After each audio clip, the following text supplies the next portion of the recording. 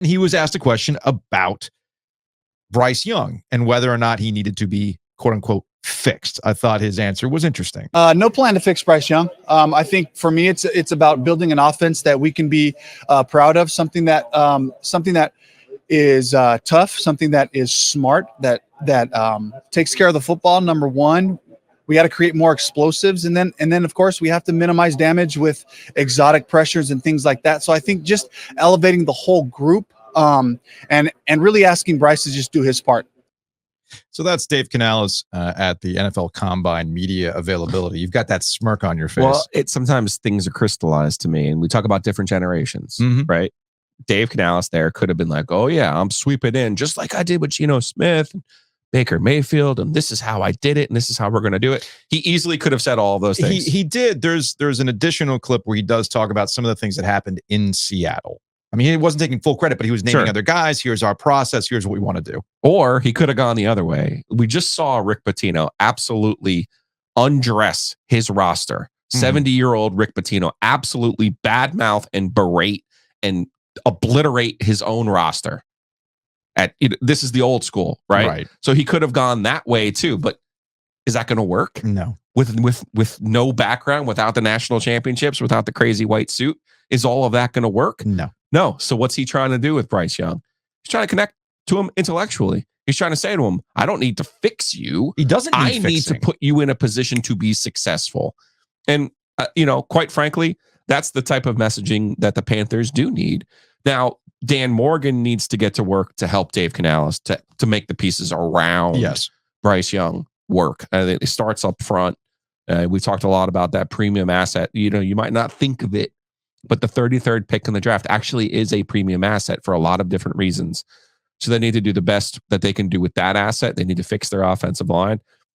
This is the NFL. When they say not for long, that also means in the rebuilding process. The Panthers, while yes, a complete and utter disaster last year, I don't think they're as far away as many people think. So to that point, there's been a consistency from David Tepper and how they've gone about this rebuild in the front office and the coaching staff.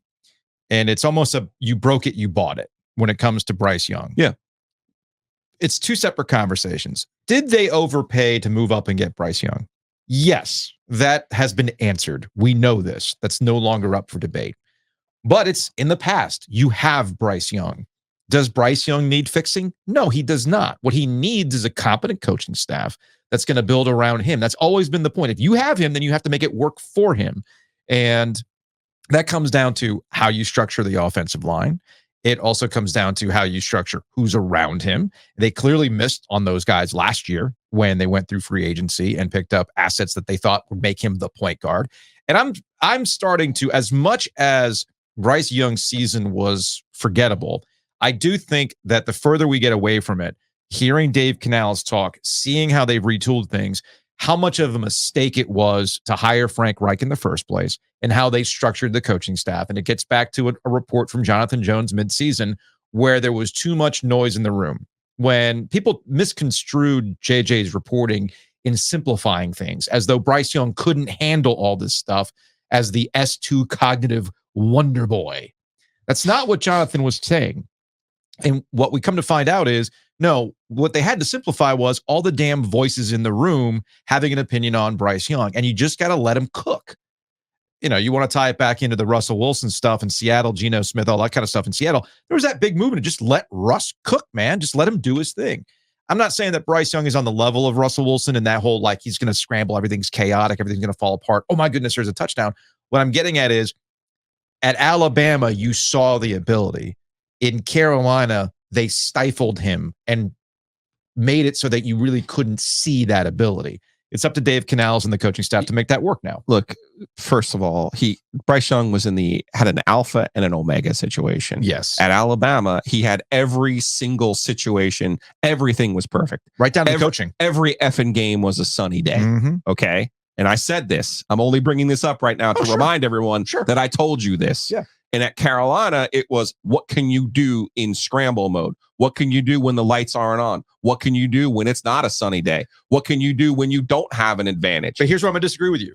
I don't think he was ever allowed to do that. I think I really do think they gave him so much and it became such vanilla. Right, but it's not an indictment of him. Okay, yeah. It is the circumstance that he was in. Got it. He went, if it's like a test situation, right? Like, here, we're going to put you in this group test where everything's perfect and every situation is great. Then we're going to put you in this situation where everything's shit and a disaster. And what happens when you do all of those things? The reality is life is probably somewhere in the middle for Bryce Young, just like it is for all of us. It's not always going to be sunshine and roses, and it's not always going to be shit, right? Second part for the Panthers is this. They have to keep firing in the draft. And that means you have to have the draft picks to keep firing.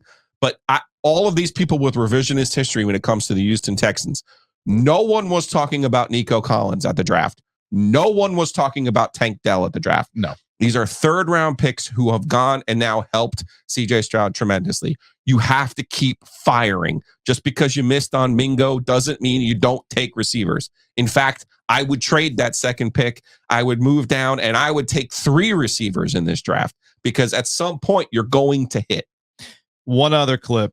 This is from our friend Jonathan Jones, who we're scheduled to talk to next week. He sat down with Canales, and he had basically a quote about marrying the run to play action better and getting the ball out quicker to the top targets. It's all basic stuff that really we didn't see last year. David, we have time for one more question here. And that question would be, of the things that, let's forget about Bryce, who is unforgettable, but what really, truly, when you watch the tape, when you took this job, did you say, I can go in there and I can change that? I see the potential and let me get my hands on it. Yeah, so the first thing I would mention is the defense. We have so much carryover with Ejiro being there, leading the defense, a few big pieces on that side of it that give us a chance to play the type of football that wins.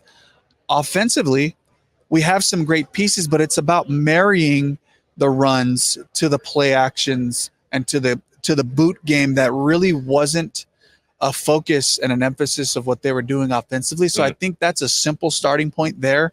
And then just the timing and rhythm of the pass game. Let's get the ball out quicker. Let's get number 1 and number 2 open on a more consistent basis for the quarterback. We have to work harder as a staff.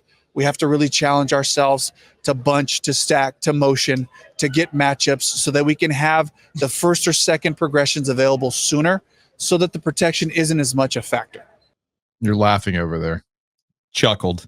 Yeah, you punch, stack motions. I mean, you gotta scheme it up.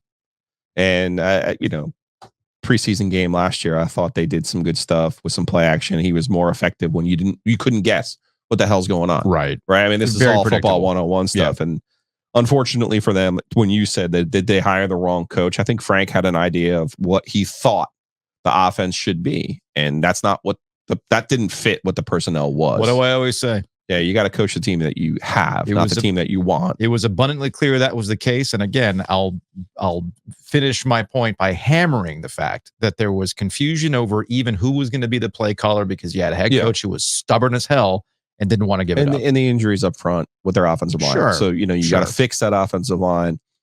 They don't have great skill players, but it wouldn't surprise me if some of them in a better scheme don't turn out to help Bryce Young in year 2.